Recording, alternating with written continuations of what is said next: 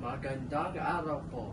Ako si Paul Nathan Peña mula sa Grade 7 Everlasting.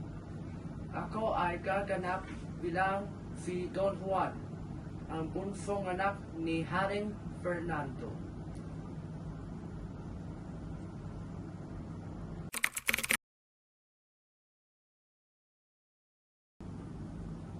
Mahal kong ama, nasasaktan ang puso ko makita kayong nakaratay. Kung hindi po ninyo ako papayagan, baka umalis na lamang ako nang wala paalam.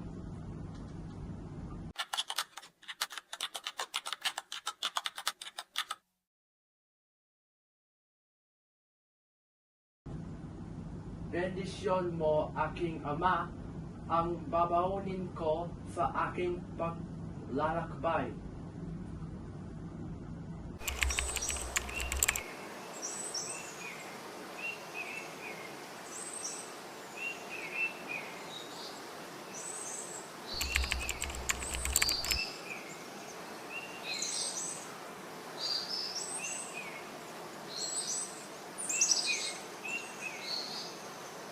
Limang tinapay naman ang baon ko.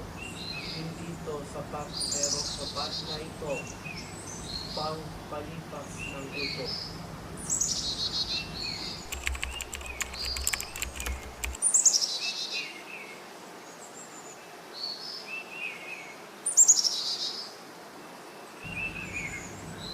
Ginoo,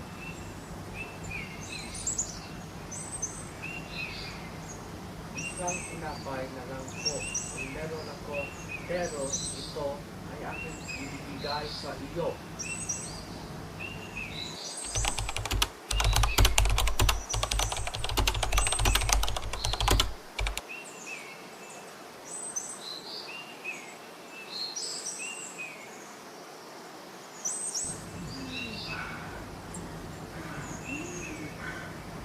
Hi! Sa wakas, narating ko na din ang bundok Tabor. Wala pa ang ibong Adarna.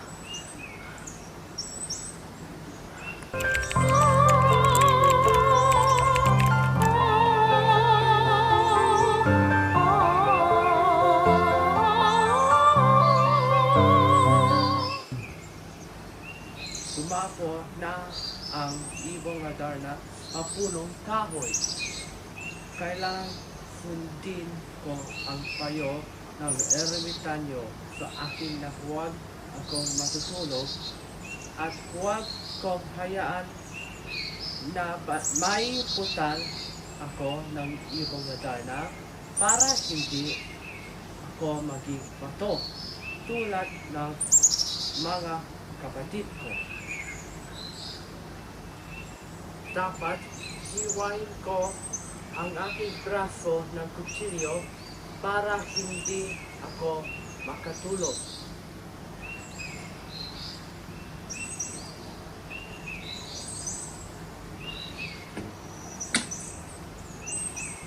Lalagyan ko din ng dayap ang aking sugat sa braso.